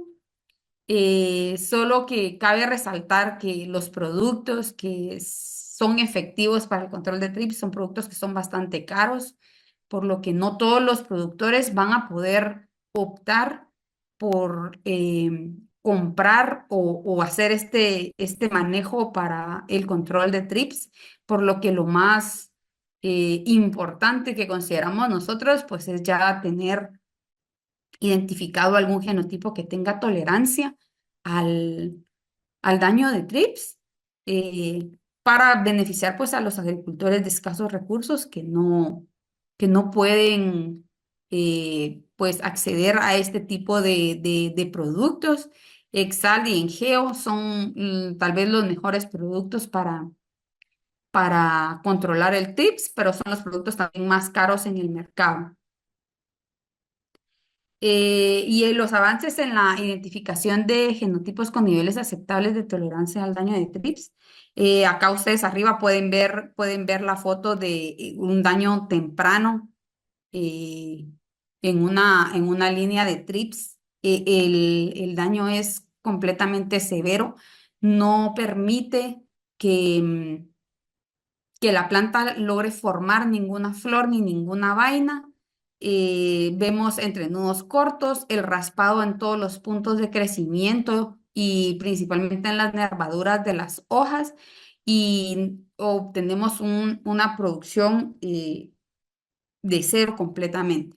Y por el otro lado, pues hemos observado algunos genotipos que el daño es bastante menor. Y dentro de esos resultados, estamos por publicarlo también, pero identificamos a una línea ya avanzada, casi variedad que tenemos, que se llama Icta ixtepeque, que con una presión alta, ustedes pueden ver ahí la imagen de cómo estaba la trampa que utilizamos para monitorear el nivel poblacional de TRIPS. Era un nivel poblacional altísimo. Logramos producir 1.200 kilogramos por hectárea, es decir, 28 quintales por hectárea con esa presión. Y ustedes ven ahí las plantas, que pues, la planta que si bien logramos observar cierto nivel de daño, porque no podemos hablar de que vamos a identificar un genotipo que sea inmune al daño de la plaga, pero sí con un nivel de tolerancia al daño de la plaga bastante alto. Lo que nos toca ahorita, pues es ya logramos tener un poco de semilla. Este 2025 vamos a llevar esta línea a validar a campos de agricultores, a validar específicamente la resistencia o tolerancia que tiene al daño de la plaga para poder liberar la variedad. Esta línea tiene resistencia a virus del mosaico dorado y un nivel aceptable de tolerancia a estrés por sequía. Entonces esperamos poder poner esta línea lo más pronto a disposición de los agricultores. ¿Qué acciones futuras tenemos? Pues es liberar oficialmente ICTA Tahual, que es biofortificada.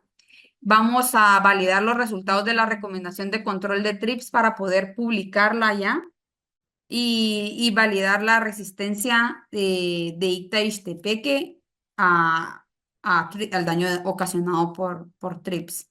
Entre otras cosas que hemos estado haciendo, pues hemos estado brindando capacitaciones a técnicos del ministerio y de ONGs en cuanto a la identificación del TRIPS e identificación del daño, porque es bien importante que los agricultores identifiquen cuál es el daño y de esa manera pues poder tomar acciones al respecto, al igual que poder tener monitoreada la plaga en dónde está afectando para poder hacer acciones precisas en los lugares en donde el daño es muy severo. Pues eso es lo que yo tenía preparado para ustedes. No sé si tienen alguna pregunta o comentario. Muchísimas gracias, ingeniero Miranda. Las preguntas las haremos al final. Pasaremos con el ingeniero Ariel Espinosa.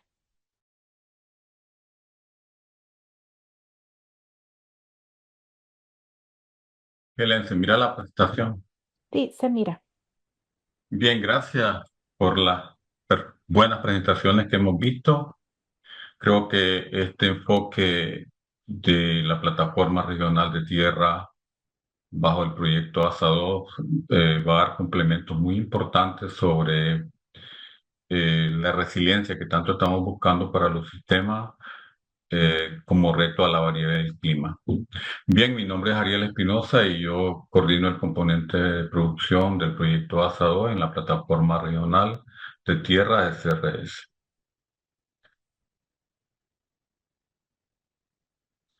Yo voy a estar hablando un poquito sobre el manejo de suelo, algunas cosas sobre estos que estuvieron hablando, pero orientado a la vida de los agricultores y el enfoque que estamos aplicando nosotros con las prácticas ASA en el frijol de secano.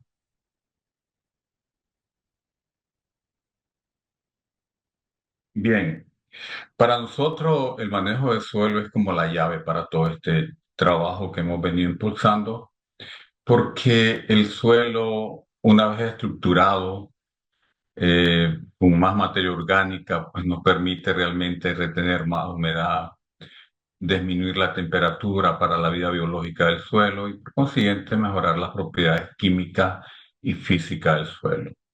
Estamos claros que el manejo del suelo pues requiere todo un proceso de cambio de actitud y comportamiento de nosotros mismos y también junto con los productores llevar todo un proceso poco a poco, que no es de la noche a la mañana. Y esto nos permite a nosotros realmente preguntarnos cómo aumentar la productividad del agua en el suelo. Realmente siempre estamos hablando del problema de la distribución y las cantidades que pueden ser por exceso o por sequía, pero uno de los panelistas dijo, no hablamos mucho de la capacidad que tienen los suelos de retener agua. En muchos de los casos, Cuando hablamos de 500 milímetros, 600 milímetros de agua, estamos hablando ya de volumen bien importante en el suelo. Pero si este no tiene la capacidad para retener agua, aunque esta cantidad caiga o caen 1.200 milímetros de agua que son suficientes para el cultivo, en muchos casos estos cultivos tienen problemas porque la capacidad que tiene el suelo para retener agua se ha disminuido. Para nosotros, el manejo del suelo es fundamental.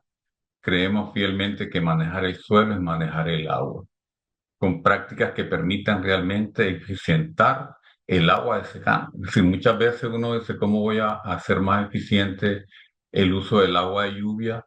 Uno habla más de eficiencia del agua de riego.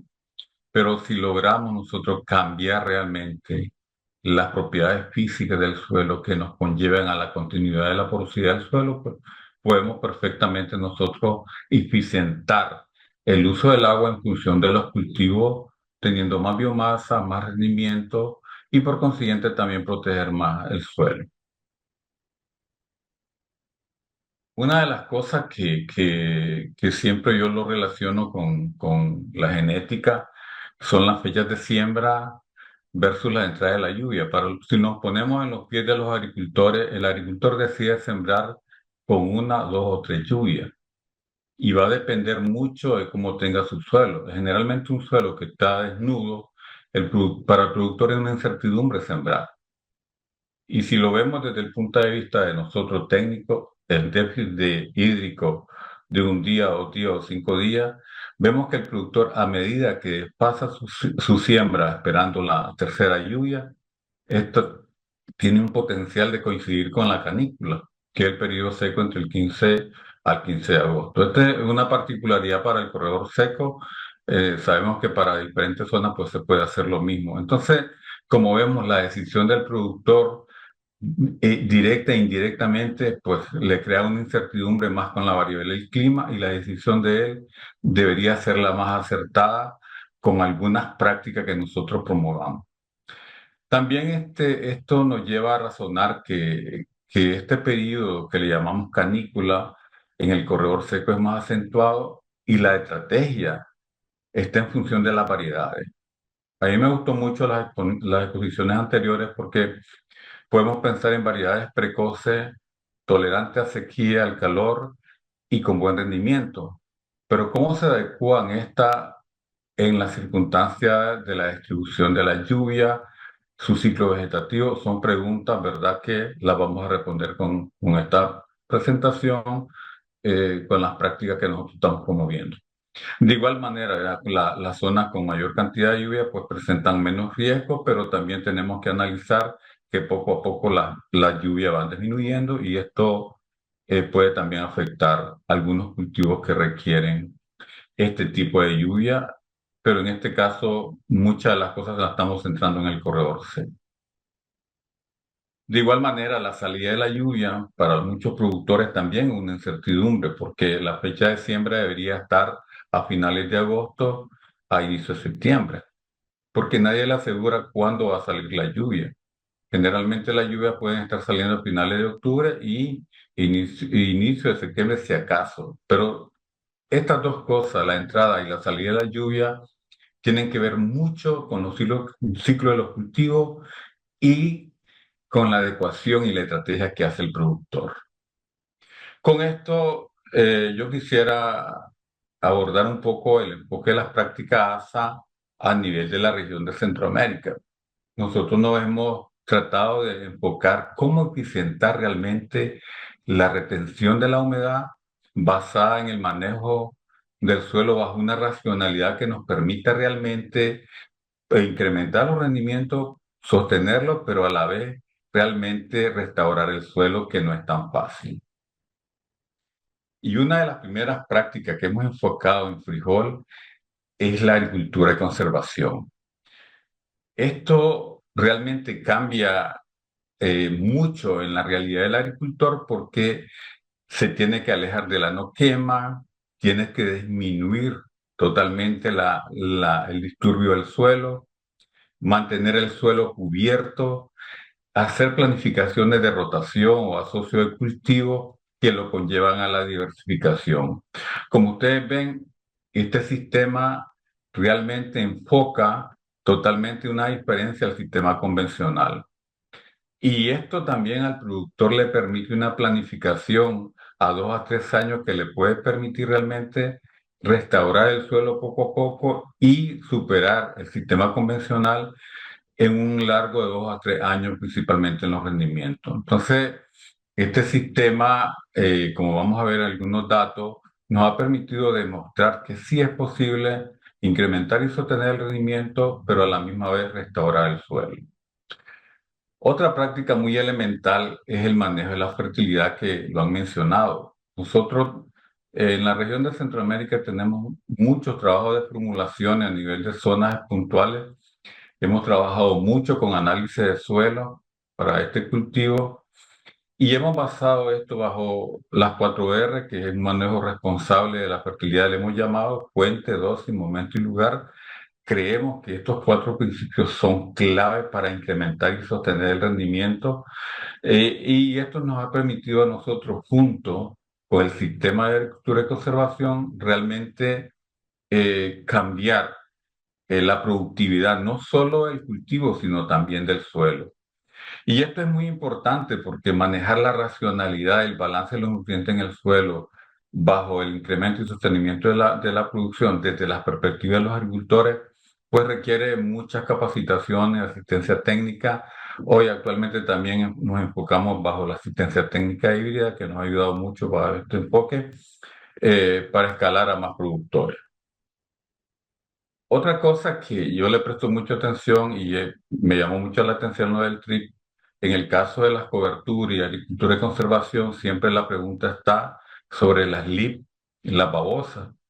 En Nicaragua le llaman babosa, en otros lados le llaman LIP, y ustedes tienen un nombre. Entonces, también nos dimos a esa tarea de las preguntas de los agricultores, el por qué sucede esto. No voy a redundar mucho en esto, pero sí, este estudio que se hizo en Nicaragua demostró que no hay diferencia entre un suelo que está descubierto y un suelo que tiene cobertura, que depende más del manejo de este tipo de plaga que de otra cosa. Porque una babosa, una lipe, tiene 4 a 5 ciclos de producción, puede producir entre 30 a 50 huevos. Entonces, si no hacemos un control efectivo o un monitoreo efectivo de esto, por mucho que tengamos cobertura o no cobertura, van a haber infestaciones que van a afectar directamente el cultivo. Y esto lo pueden ver ustedes en esta tabla, en el cual se demuestra que realmente sí depende mucho, al igual que muchas de las plagas que han hablado, como el caso del TRIP, del monitoreo y manejo que le den.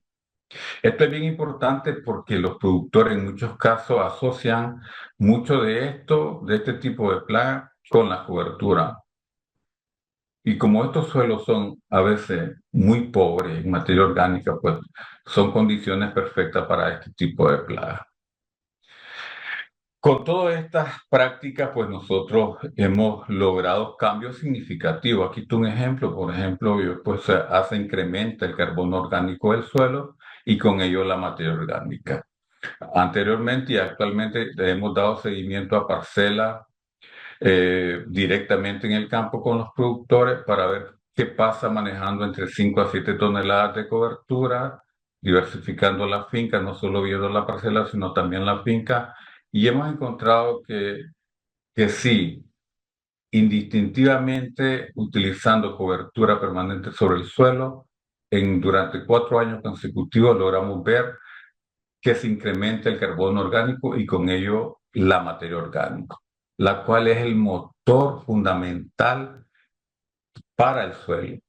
Sabemos que la materia orgánica nos permite estructurar el suelo, nos permite mayor biología del suelo, mayor cantidad de macro y microfauna del suelo que cambian realmente las propiedades químicas del suelo. Entonces, esto nos ha permitido a nosotros demostrar que este enfoque cambia realmente lo que son los sistemas convencionales. Yo no estoy hablando mal del sistema convencional, pero el sistema convencional al roturar, al molir totalmente el suelo, estamos hablando que incrementa la densidad aparente, que hay problemas de compactación, que disminuye la materia orgánica por la área cubierta por el suelo sobre la materia viva, la parte biótica, entonces disminuye de una u otra manera. Contrario a este enfoque del sistema de agricultura y conservación que siempre se está incrementando poco a poco y esto en un momento determinado pues lo supera aunque utilicen grandes cantidades de fertilizantes. También ASA disminuye la erosión. Sabemos que los límites críticos de pérdidas de suelo están ya definidos, pero nosotros en el primer año, utilizando cobertura entre 5 a 7 toneladas, logramos disminuir sensiblemente en la vida de la práctica del agricultor de los sistemas en la erosión de los suelos. Y eso lo pudieron ver directamente ellos y esto realmente les permite a ellos ver de otra manera el sistema de cultivo que han estado implementando. En el caso del frijol, que mucho todavía se cultiva a nivel de las laderas y con mucha labranza, principalmente de tracción animal o manual. Y este sistema, al primer año, logró superar el sistema tradicional, que realmente es un desastre, cómo se pierde el suelo. Y para mí yo creo que ese es uno de los retos más grandes que tenemos nosotros.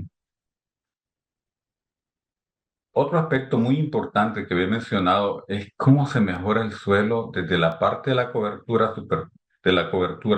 adicionando constantemente biomasa y la parte de las raíces por debajo del suelo. Prácticamente esto es una bomba biológica, le digo yo, porque por encima adicionamos constantemente carbono y por debajo el suelo se va estructurando. La única manera de retener más humedad es como se ve aquí en la figura.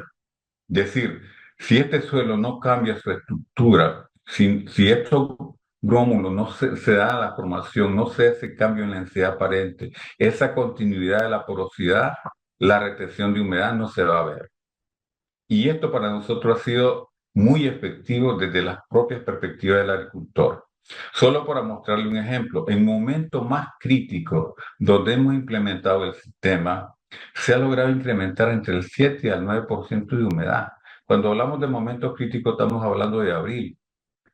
A 20 centímetros de profundidad, a un 7% de incremento, estás hablando de 140 metros cúbicos por hectárea. Estamos hablando de 140.000 litros de agua. Si esto lo asociamos a 10.000 hectáreas, a 20.000 hectáreas, son volúmenes de agua que quedan retenidos. Y esto es la explicación por qué en los bosques, en la zona semihúmeda a húmeda, siempre vamos a ver humedad remanente, porque estos suelos, como están cubiertos constantemente con bosques o sistemas agroforestales estables, les permite disponer de agua en el suelo. Acuérdense que en muchos casos, en la mayoría de los casos, nosotros no disponemos del agua de lluvia que cae, sino disponemos del agua que retiene el suelo. Y esto es lo que nosotros con el enfoque ASA, con estas prácticas, estamos buscando, porque esto es lo que realmente cambia en la rentabilidad, cambia el incremento de rendimiento de los productores, porque al disponer de agua puede realmente disponer rendimientos diferentes y al mejorarlo mucho mejor. Y datos muy importantes como en todos los casos, en Honduras, Guatemala, El Salvador, Nicaragua, países donde se incrementó, donde se aplicó, donde se hizo con los agricultores, donde se monitorearon las parcelas, el rendimiento del frijol siempre fue superado. Es decir, esto nos indica que realmente no hay que tener ese temor, porque en muchos casos, muchos técnicos, muchos agricultores presentan algún temor sobre utilizar las coberturas sobre el suelo. Y aquí, hoy en la actualidad, tenemos una gran cantidad de productores. Por ejemplo, aquí en Nicaragua estamos hablando entre 5.000 hasta 7.000 agricultores que están utilizando cobertura. Y en el cultivo de frijol ya se está masificando en zonas frijoleras. Entonces, esto es muy importante. En Chiquimula también nosotros hemos implementado mucho y estamos promoviendo muchas las coberturas. Y en todos los casos se logró demostrar que se incrementa el rendimiento. Y esto realmente convence porque estamos hablando de datos que tienen una probabilidad del 95%, datos que son ya promedio y que presentan una realidad estadística creíble, con bien medido a nivel de campo. Y entonces, esto nos permite en las prácticas ASA no solo mejorar el suelo, sino también mejorar el rendimiento y con ello, pues, aperturar a nuevos mercados y que es lo que nosotros estamos buscando. Finalmente, quisiera hablar un poco de esta estrategia de cobertura permanente sobre el suelo. Es decir, tenemos que visionar el sistema.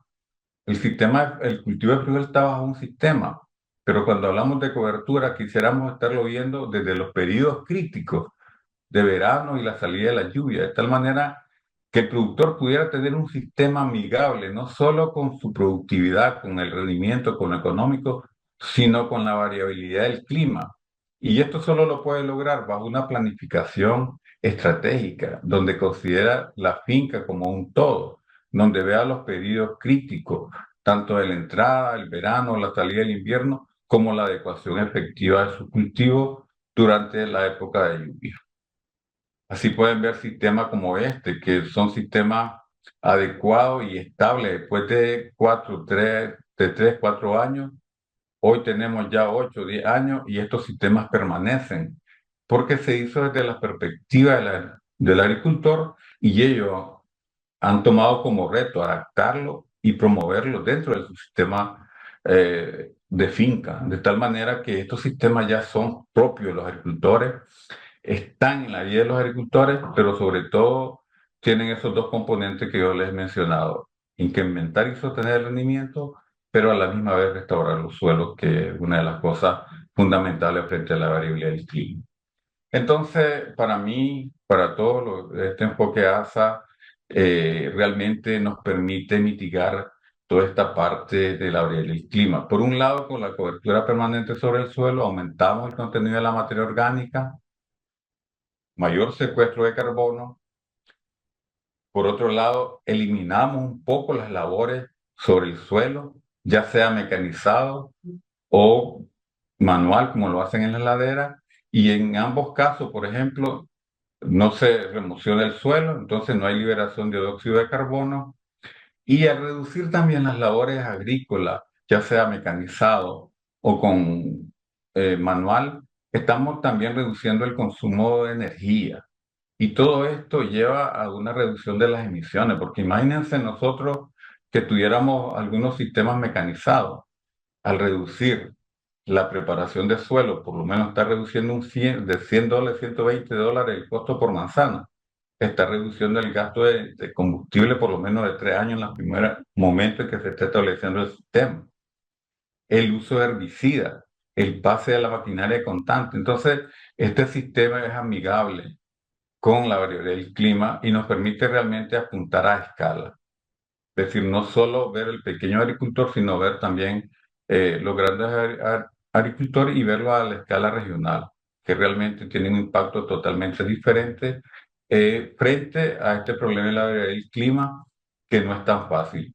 Particularmente si tenemos suelo deteriorado, si tenemos bajo rendimiento, y ahora con esto de la variedad me alegra mucho porque es el complemento realmente de poner variedades tolerantes a la falta de agua, a las temperaturas, y qué mejor que tengan buenos rendimientos. Entonces, con esto yo termino y considero que mantener el suelo bajo un enfoque de restauración nos va a permitir realmente incrementar y sostener los rendimientos con este tipo de materiales que han expuesto los compañeros. Gracias. Si hay alguna pregunta, pues aquí estamos. Adelante, Helen.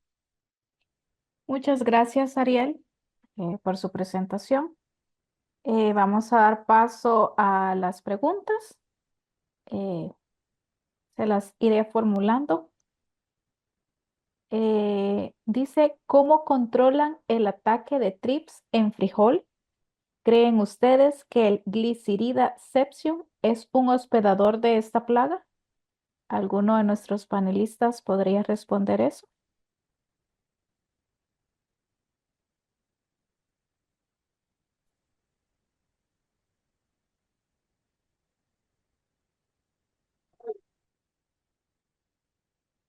¿Podés repetir la pregunta? No escuché bien para El poder dar control de alguna. TRIP, Ángela presentó eso. Perdone, no escuché la pregunta. Ok, nuevamente. ¿Cómo controlan el ataque de trips en frijol?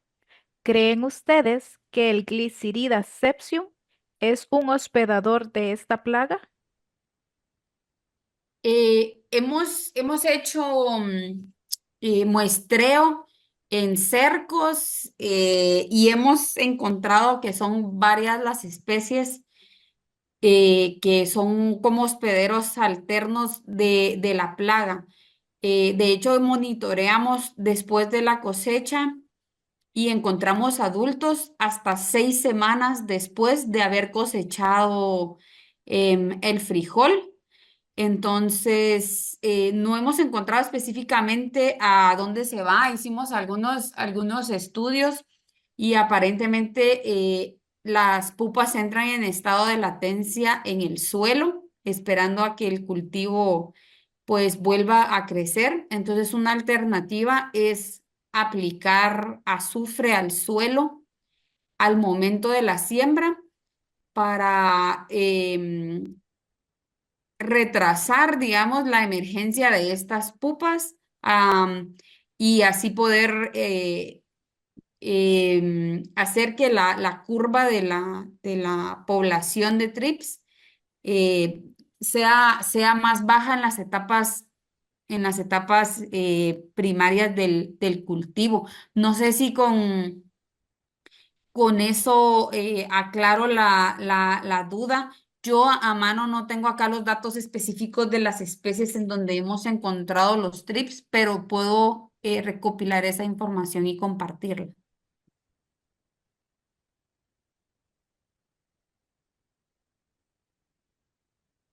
¿Tienes apagado tu micrófono, Helen? Ok, gracias. Sí, sería de una gran ayuda el que usted comparta esta información y nosotros poderla compartir con los productores. Tal vez Hay, el producto que mencionó Ángela, el Ingeo, pues yo creo que sería bueno que ella lo facilitara para disponer de y buscarlo aquí, monitorearlo también. Sí, de Ya hecho, habló de un producto. nosotros estamos ahorita por terminar ya la última fase de la validación de esta recomendación y en cuanto tengamos ya los datos vamos a publicar la recomendación con las moléculas porque no en todos los países los productos se llaman igual. Entonces, más que todo es recomendación de dosis y moléculas y momentos de aplicación. ok, muchísimas gracias. Hay otra pregunta que dice, ¿qué productos o cuál es la estrategia que están recomendando para el control de trips?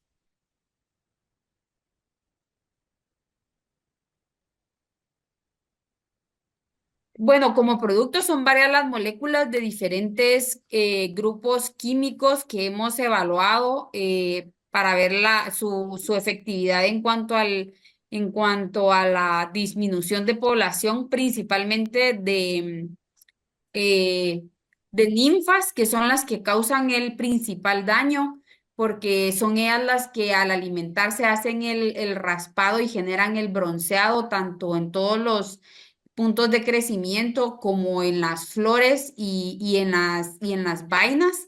Entonces, tenemos moléculas que son las que controlan este estadio de la plaga, pero también es importante controlar los adultos porque son los adultos los que ponen los huevos. El ciclo del TRIPS es bastante corto, es de aproximadamente 13 días. Y otro problema grande de la plaga es que se reproducen por partenogénesis, es decir, que no necesitan macho para reproducirse. Por lo tanto, las poblaciones incrementan de una manera muy veloz. Entonces es importante tener moléculas para controlar los dos estadios de la plaga, la que ocasiona el daño específicamente y el adulto que es el que pone los huevos y hace que se incremente el nivel poblacional de la plaga. Otra es la aplicación de los repelentes previo a la aplicación de la molécula química. Este TRIPS Megalurotrips suscitatus se le conoce como el trips de las flores del frijol. A los adultos les gusta mucho estar en las flores. Hay muchas de estas moléculas que son de contacto, el efecto es de contacto, por lo que es necesario hacer que el trips salga de la flor para que el insecticida de contacto tenga un efecto mejor en el control de la plaga. Pero pues como les comentaba, estamos por ya publicar la recomendación y entonces pues en cuanto la tengamos las vamos a compartir con todos los interesados. Perfecto, muchísimas gracias. Esta pregunta es para el ingeniero Ariel Espinosa. Dice, ¿por qué no se institucionaliza la agricultura de conservación en Honduras o agricultura orgánica y ecológica, si es un sistema de producción y fibras ecológicamente sanas y libre de residuos nocivos para la salud humana? Yo la practico sin apoyo a la medida de mis posibilidades, aquí en la SAG. Esta pregunta es bien interesante. Realmente a nivel de la región, más o menos hay unas 100.000 hectáreas enfocadas ya con el sistema de agricultura y conservación o con prácticas que restauran el suelo. La institucionalización de este tipo de práctica depende de las instancias rectoras a nivel de cada país. Y creo que a nivel de la región, la plataforma de gestión de tierra hace esfuerzo bajo esta articulación con las instituciones del sector agropecuario. Y una de las estrategias es cómo realmente mostrar con evidencia, junto con ellos, este proceso de incrementar y sostener la producción y restaurar los suelos, de tal manera que ellos vayan adaptando poco a poco y ellos mismos sean los que institucionalicen este enfoque, porque realmente son ellos los que deberían estar desde su propia instancia, pues aplicándola. Tenemos ejemplos con el MAGA, por ejemplo, de Guatemala. Tenemos ejemplos con el INTA en Nicaragua, con el mismo CENTA, con ICTA poco a poco, con DICTA tenemos también vínculos. Yo creo que se ha iniciado este proceso de manera general y yo considero que lo que nos hace falta más un poco más de alianza, coordinación y empoderamiento de todo este proceso de agricultura y conservación, porque realmente a escala tiene muchos beneficios económicos y particularmente frente a la variabilidad del clima. Yo creo que es una de las pocas alternativas que tenemos para enfrentar esto como problema. Pero sí, a nivel de cada país, estimado, depende mucho de la institución, el cómo se vaya apropiando y empoderando todo este enfoque.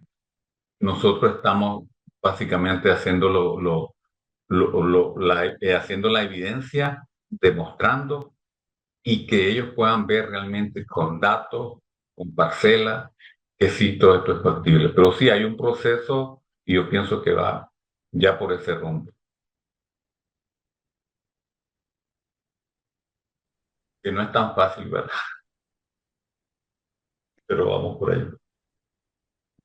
Muchísimas gracias, Ariel, por su respuesta. Hay una pregunta para Aldemaro, pero él se tuvo que retirar. Nosotros haremos esta pregunta y luego pondremos la respuesta en nuestro YouTube, donde vamos a poner este video. También hay otra pregunta que dice, ¿en qué momento vegetativo es más viable hacer el control de trips?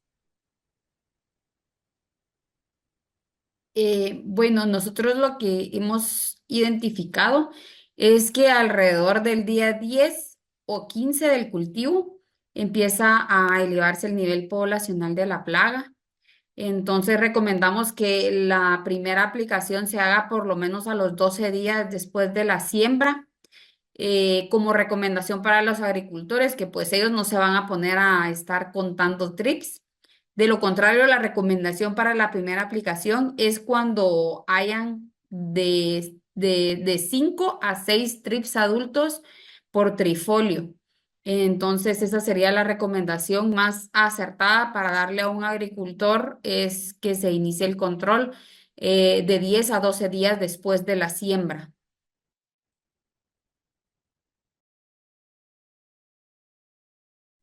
Muchísimas gracias. No sé si hay alguna otra pregunta.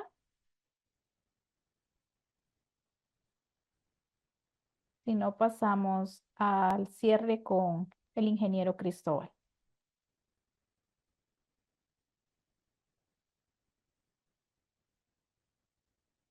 Muchas gracias, Helen. Bueno, yo creo que todos hemos escuchado parte, como decimos, el conocimiento nuevo que se va generando alrededor de este tema tan importante, ¿verdad? Hacia el futuro en la producción de los alimentos. Nos han mostrado las diferentes instituciones, pues, y las diferentes, y el programa Agricultura, Suelo, Agua, que todos los resultados son bastante alentadores. Los cines han mostrado que existen alternativas ya, hay variedades tolerantes a sequía, hay variedades que tienen resistencia a enfermedades, hay bastantes avances también, ya estamos hablando por lo que nos estaban enseñando a nivel de Guatemala, porque hay algunos avances también para tratar este tema de TRIP, que es bien importante y que está causando muchas pérdidas. Hay muchos materiales también ya disponibles, ¿verdad? Que lo que se tiene que hacer es que estén en manos de los productores.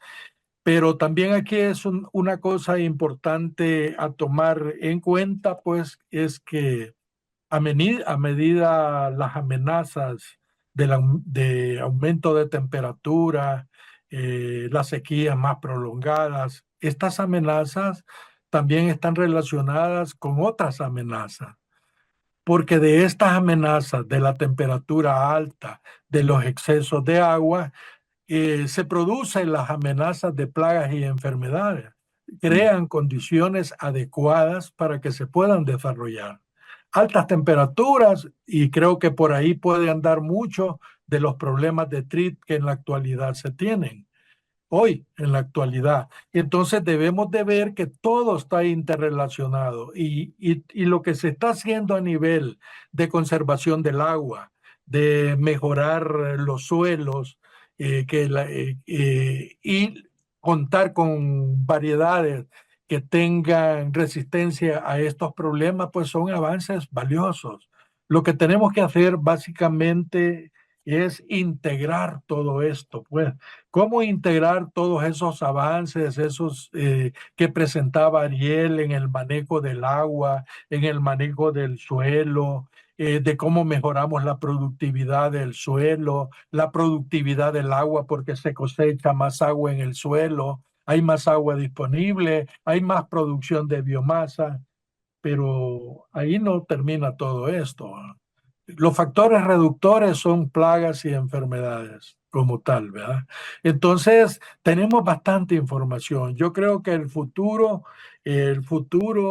realmente pasa para enfrentar este problema más en las alianzas que se tienen que tener, proyectos como la plataforma de suelo y agua, alianzas con los INEAS de Centroamérica, de cómo poder trabajar en una forma más colaborativa en estas alianzas, y el futuro, pues creo pues que podemos ir construyendo escenarios para adaptarnos al cambio climático de mejor forma. Lo que yo les decía en la parte inicial, estos materiales, tal como decían, que se pueden colocar hasta 50 metros, 100 metros, quiere decir que ya hay una tolerancia a esos aumentos de temperatura que se tienen. Ya ellos soportan temperatura. Y como también comentaba, por cada 100 metros se aumenta probablemente medio grado. Entonces nosotros estos materiales mejorados en las condiciones donde se produce frijol, si usáramos estos materiales, tenemos resiliencia en el sistema, como para poder soportar pues esos aumentos que se están dando de temperatura. Entonces, esto es lo que hoy la plataforma, pues en colaboración con estas instituciones, les hemos traído para saber que realmente tenemos mucho que poder ofrecer y todo depende pues de nuestras alianzas y de cómo poder estructurar mejor estas estrategias de adaptación. regional. Adelante, Ariel. Y solo mencionar un poco a todos que la plataforma impulsa comité regional que integra estas instancias regionales que rigen la agricultura y además también comités nacionales por cada país. Lo que busca es como propiciar la escala y la institucionalización de este enfoque a nivel de cada país y de cada institución.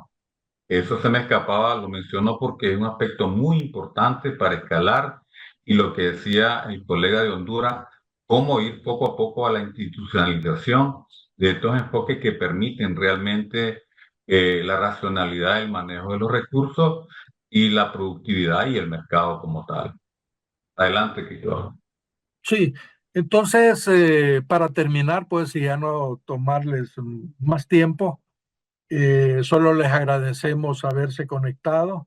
Creemos que este tema es extremadamente estratégico para producción de frijol en todo Centroamérica y esperamos en el futuro pues siempre estarles dando más conocimiento, acercar ese conocimiento a ustedes para que podamos enfrentando los retos del futuro pues en todo Centroamérica en la producción de alimentos. Así es que muchas gracias a todos. Y muchas gracias a los panelistas que nos acompañaron de los INIAS. Hoy de estos 3 INIAS de INIFAD, el ICTA y CENTA. Pero sabemos también que en Guatemala, Honduras, en estos INIAS pues tienen también resultados muy buenos y que probablemente más adelante tendremos la oportunidad de compartir. Así es que muchas gracias. Muchas gracias a todos. Muchas gracias también a ustedes por el espacio.